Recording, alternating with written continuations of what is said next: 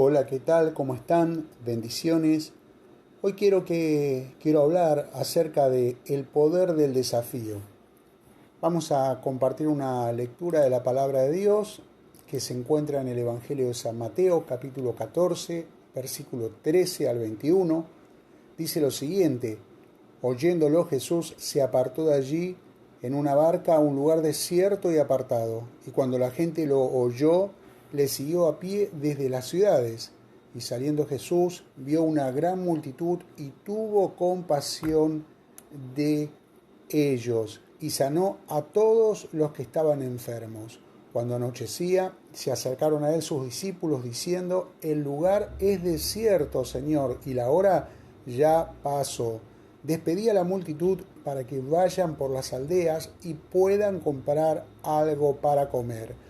Pero Jesús los miró y les respondió: no tienen ellos necesidad de irse, dadles vosotros de comer. Y ellos respondieron: no tenemos aquí más que 5 panes y 2 peces. Y él les dijo: tráedemelos acá. Entonces mandó a la gente a recostarse sobre la hierba, y tomando los 5 panes y los 2 peces, y levantando los ojos al cielo, bendijo y partió los alimentos, y lo dio a los discípulos, y éstos a la multitud. Y comieron todos, y se saciaron, y recogieron lo que sobró de los pedazos, 12 cestas llenas. Y los que comieron fueron como 5.000 hombres, sin contar las mujeres y los niños. Un interesante relato que aquellos que practicamos la fe, que somos cristianos, en más de una ocasión lo hemos leído y lo hemos escuchado. Y hoy quiero abordar justamente este texto desde el lado del desafío, ¿no? Palabra que significa provocar, incitar a una competencia, a ir por más, ¿no? A ver hacia lo desconocido o hacia lo nuevo. Hay muchas personas a las que no les agradan los desafíos porque le temen a lo desconocido, y podemos decir que la mayoría, ¿no? Porque no se sienten capaces también de poder enfrentar lo que está por delante, y porque no se sienten bien de salir de su zona de comodidad y zona de confort y están satisfechas con lo que tienen. Yo voy a citar un ejemplo en lo personal. Hace muchos años fui chofer de taxi y tuve la posibilidad de tener nuestro taxi y nuestro remis como familia, y trabajé muchos años de esta noble y linda tarea. Pero llegó un momento que el auto se rompía más de lo que andaba y había que buscar otro camino porque no se podía cambiar. Pero empecé a pensar, ¿no? ¿Qué voy a hacer si salgo del taxi? ¿Qué voy a hacer si salgo de mi zona de confort? ¿Qué voy a hacer si salgo de lo que conozco? ¿De qué voy a vivir? ¿Habrá otra cosa para que uno pueda subsistir?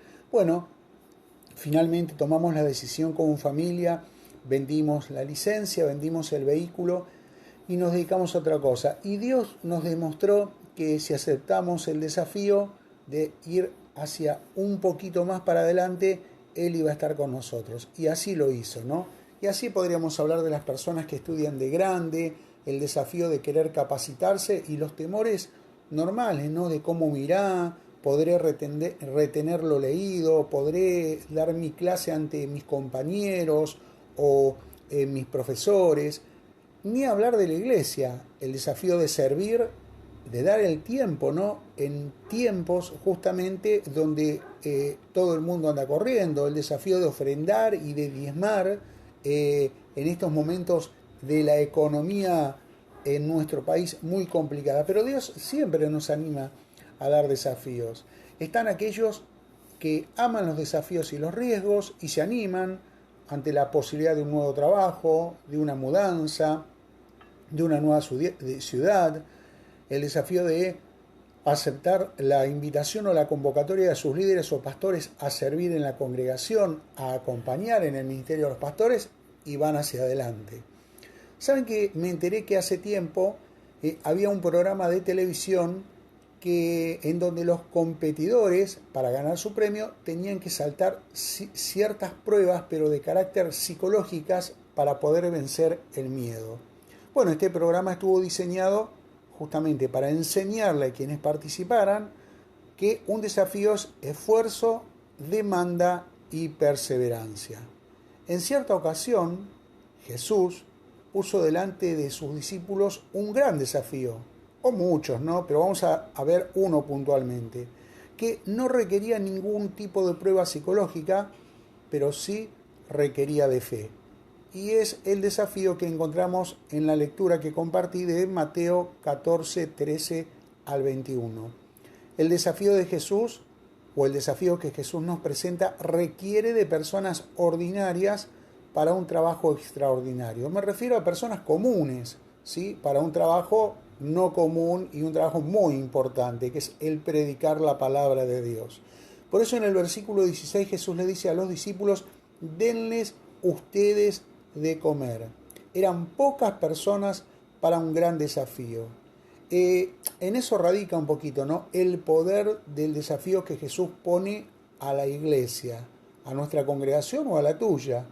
Pone la necesidad de justamente pensar más en el otro que en uno mismo. Recordemos que cuando Jesús presentó este desafío, poco tiempo antes había muerto Juan el Bautista, y lo que significaba para Jesús el fallecimiento de su primo y de la manera que se diera, ¿no? Ahora, al llegar al otro lado, Jesús se da cuenta que necesita enfocarse nuevamente en el propósito del Señor. Esto nos enseña que todos tenemos problemas, que en todas las iglesias hay dificultades y situaciones que nos agotarán y hasta nos consumirán nuestras fuerzas. El tema es no desenfocarnos del propósito que Dios tiene para nosotros. Lo segundo que quiero mencionar es que lo que mantiene a una iglesia a pesar de los problemas es el desafío que Dios nos ha puesto por delante. En el libro de los Hechos, capítulo 1, verso 8, dice, ustedes van a recibir la fuerza del Espíritu Santo que descenderá sobre ustedes y los capacitará para que den testimonio de mí en Jerusalén, en toda Judea, en Samaria y hasta lo último de la tierra. Había muerto Jesús, había partido, había ascendido al cielo y los discípulos ahí estaban, viendo qué es lo que pasaba. Pero de repente reciben esta palabra de parte de Dios, de parte del Espíritu, ¿no?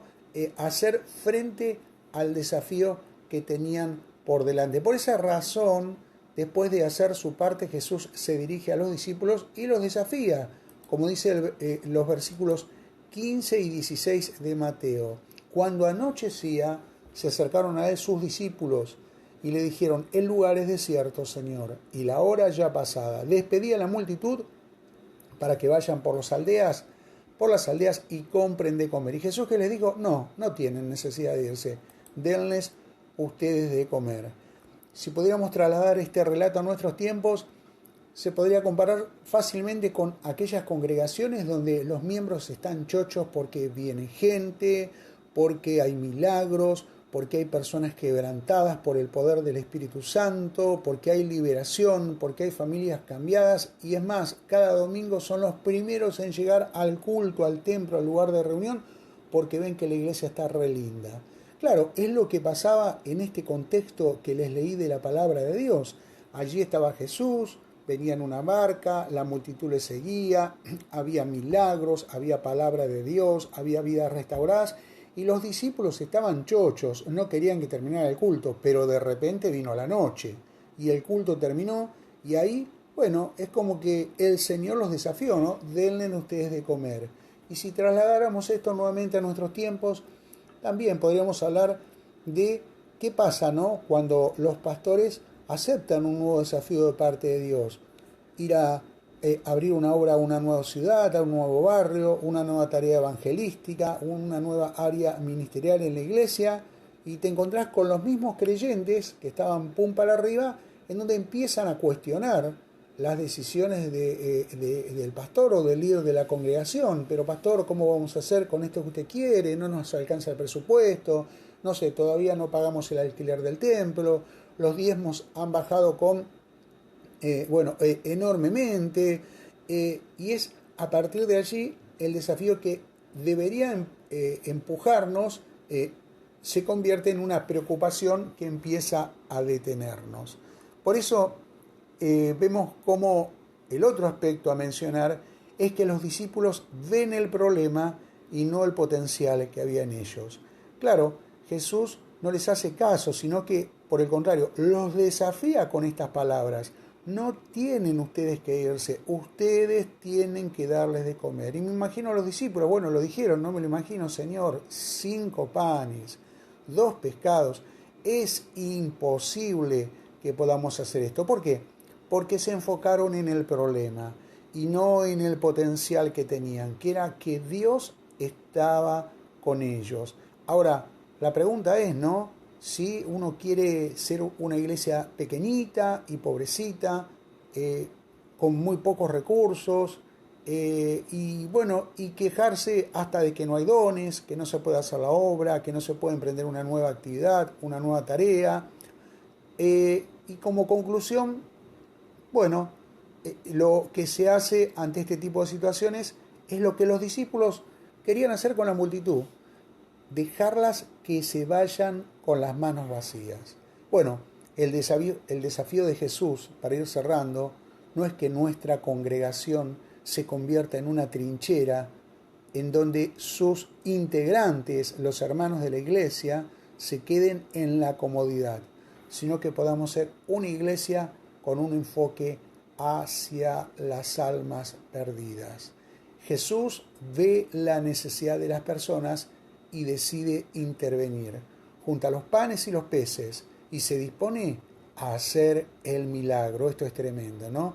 Dios puede usar lo poco o muchos recursos que tengamos para obrar milagros en favor de nuestras vidas. Y un aspecto para terminar es que el desafío de Dios demanda sacrificios personales y compasión por los perdidos.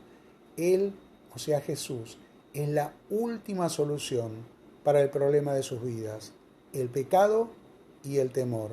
Dios necesita que nosotros tengamos una visión clara hacia dónde vamos y de lo que estamos haciendo, pero es importante creerle a Él. Si fallamos en esto y no confiamos en Dios, entonces nunca va a pasar nada en la iglesia. Por eso nuestra esperanza es de poco valor si no está fundada en la fe en Jesucristo. Que Dios te bendiga y no te olvides de esto que es muy pero muy importante. Dios desafía a personas ordinarias para hacer cosas extraordinarias. ¿Aceptarás el reto del Señor en este día? Esperemos que sí. Que el Señor te bendiga.